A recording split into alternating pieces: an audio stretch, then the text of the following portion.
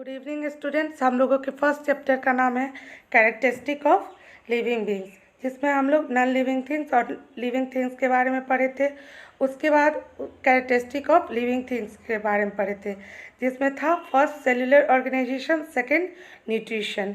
अब हम लोगों का नेक्स्ट पॉइंट होगा रिस्पिरेशन। उससे पहले हम लोग कुछ क्वेश्चन को एक्सप्लेन कर लेते हैं। तो सबसे पहले हम लोग फर्स्ट क्वेश्चन देखते हैं, name the basic structural unit of an object. तो इसका आंसर होगा cell. Why is cell called building block of life? Cell को बिल्डिंग ब्लॉक ऑफ लाइफ क्यों कहते हैं? Because they are responsible for structure and functioning of all living beings. Third question है, name the unicellular organism. पहले तो unicellular समझ लेते हैं एक बार फिर से। जो लिविंग थिंग्स एक सेल से बना रहा था उसे हम लोग क्या कहते हैं? यूनिसेलुलर कहते हैं। तो इसका एग्जाम्पल क्या होगा? अमीबा होगा। नेक्स्ट है, how is plant cell different from animal cell. अब हम लोगों को प्लांट सेल और एनिमल सेल के डिफरेंसेस के बारे में बताना है। तो सबसे पहले हम लोग एनिमल सेल के बारे में थोड़ा समझ लेते हैं। Animal cell do not have cell wall and animal cell are mostly found in round structure. उसके बाद हम लोग प्लांट सेल के बारे में समझते हैं। तो plant cell have cell wall and they are always found in rectangular shape. अब हम लोग रिस्पिरेशन के बारे में समझते हैं कि रिस्पिरेशन कहते किसे हैं। The process in which an organism use O2 for its life process and give of carbon dioxide gas is called respiration. एक ऐसी प्रक्रिया जिसमें लिविंग थिंग्स ऑक्सीजन गैस का यूज करते हैं और कार्बन डाइऑक्साइड को रिलीज करते हैं, इस प्रोसेस को हम लोग क्या कहते हैं? रिस्पिरेशन कहते हैं। Different types of living things have different types of respiratory organs, just like human beings breathe through lungs, fish breathe through gills. During the process of photosynthesis, leaves take carbon dioxide and release oxygen gas through stomata. Stomata is teeny pores that found on the leaf. Next हमारा है growth and development.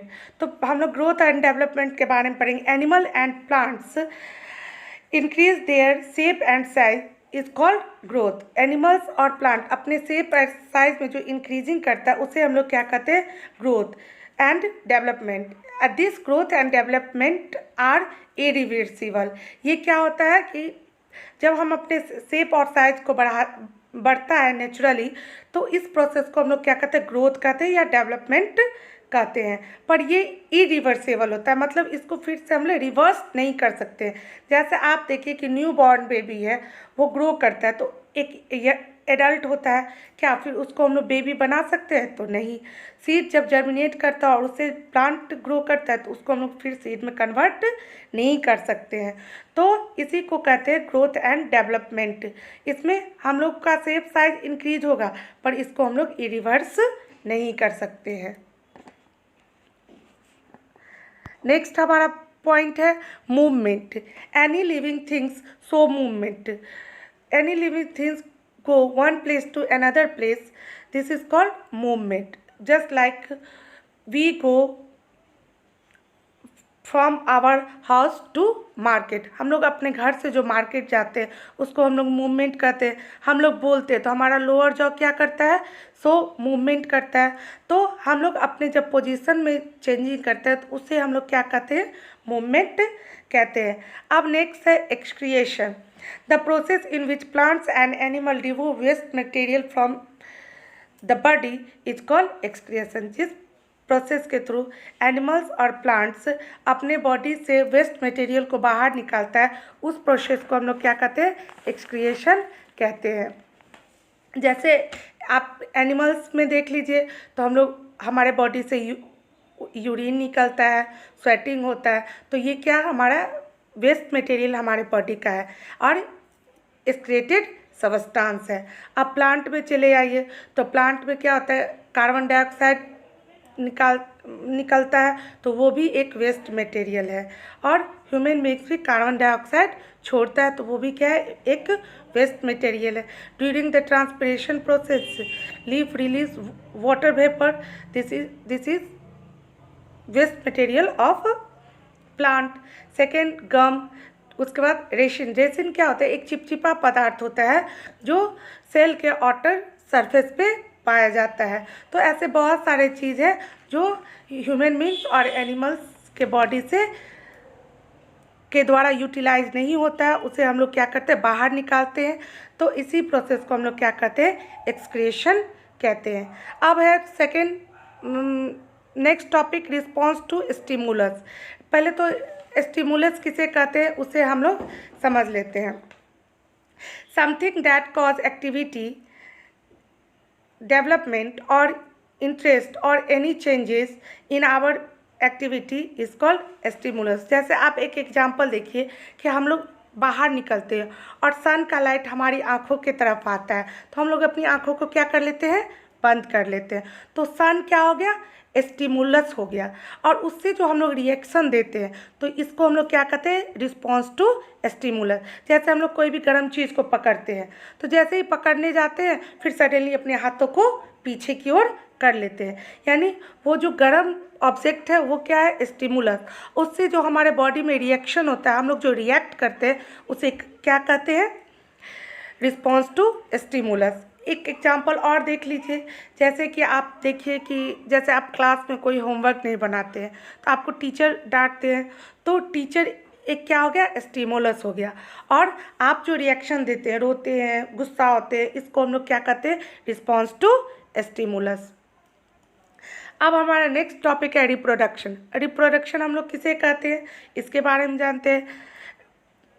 The process in which living things produce their young ones is called reproduction. जिस process के द्वारा कोई भी living things अपने जैसे बच्चे को जन्म देता है या उसे हम लोग क्या कहते हैं? रिप्रोडक्शन कहते हैं। जैसे ह्यूमन बींग्स बेबीज़ को जन्म देते हैं, हेन एग्स के द्वारा बेबीज़ को जन्म देते हैं। उसी तरह प्लांट किसके थ्रू ग्रो करते हैं? तो सीड्स से ग्रो करते हैं, पार्ट्स ऑफ प्लांट से ग्रो करते हैं। तो इस प्रोसेस को हम लोग क्या कहते हैं? रिप्रोडक्शन कहते हैं। और ये भी एक लिविंग थिंग्स का कैरेक्टरिस्टिक है। अब हमारा नेक्स्ट है लाइफ स्पेन, जीवन अवधि। सभी लिविंग थिंग्स का एक लाइफ फिक्स होता है। जैसे आप देखिए बैक्टीरिया का क्या है? 20 मिनट, पीस 1 year, house fly 1 to 4 month, butterfly 14 days, mouse 2 to 3 years, lion 20 to 25 years, turtle 120 to 150 year, human being 60 to 80 years. तो ऐसे बहुत सारे एनिमल्स या लिविंग बींग्स है जिसका एक लाइफ फिक्स होता है। उस इसी प्रोसेस को हम लोग क्या कहते हैं? लाइफ स्पेन कहते हैं। अब हमारा नेक्स्ट है differences between living things and non living things. तो लिविंग थिंग्स और नॉन लिविंग थिंग्स का डिफरेंसेस थोड़ा सा देख लेते हैं। The basis structural unit is cell. Living things क्या चीज़ से बना हुआ है? सेल से बना हुआ है। नॉन लिविंग थिंग्स क्या चीज़ से बना हुआ है? एटम एंड मॉलिक्यूल से बना हुआ है।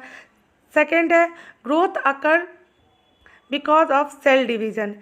लिविंग थिंग्स में जब सेल का डिवीजन होता है तब ग्रोथ होता है, बट एक्यूमुलेशन ऑफ मटेरियल। अब जहाँ नॉन लिविंग थिंग्स में कोई ग्रोथ नहीं होता है। Movement is observe in living beings. हम लोग मूवमेंट ऑब्जर्व करते हैं लिविंग थिंग्स पे। जैसे आप एक एग्जांपल देख लीजिए। हम क्या करते हैं? एक प्लांट को सूर्य की रोशनी के पास, खिड़की के पास रखते हैं, तो आप देखिएगा कि वो प्लांट किधर मूवमेंट शो कर रहा है, तो जिधर से उसको सन का रोशनी मिल रहा है। तो हम लोग मूवमेंट रिप्रेजेंट करते हैं। जैसे हम लोग बोल रहे हैं, हाथ हिलाते, तो हम लोग मूवमेंट रिप्रेजेंट करते हैं, but non living things movement show नहीं करते हैं। Living things need food to get energy. Living things को फूड की ज़रूरत होती है एनर्जी के लिए, बट नॉन लिविंग थिंग्स को नहीं होती है। Living things response to stimulus. यदि हम कोई भी गर्म चीज़ को छूते हैं तो हम तुरंत रिएक्शन दिखाते हैं, बट नॉन लिविंग थिंग्स नहीं दिखाते हैं। लिविंग थिंग्स रिस्पायर, मतलब लिविंग थिंग्स क्या करता है? रिस्पिरेशन प्रोसेस करता है, जबकि नॉन लिविंग थिंग्स नहीं करता है। लिविंग थिंग्स अपने जैसे बच्चे को जन्म देता है, जबकि नॉन लिविंग थिंग्स नहीं करता है। लिविंग थिंग्स अपने बॉडी से वेस्ट मटेरियल निकालता है, नॉन लिविंग थिंग्स नहीं निकालता है। लिविंग थिंग्स का एक डिफिनिट लाइफ स्पैन है, जीवन जीने की अवधि होती है, बट नॉन लिविंग थिंग्स की नहीं होती। उसको हम जितने समय से उसको प्रोटेक्ट करके रखें उतने समय तक वो प्रोटेक्ट रहेगा। तो इस चैप्टर में हमें कैरेक्टरिस्टिक ऑफ लिविंग थिंग्स के बारे में पढ़ना था। अब हम लोग इसके रिलेटेड कुछ क्वेश्चन आंसर है उसको आप लोग बनाइएगा। इसको आप लोग बना के रखिएगा। ये आप लोगों का HW है।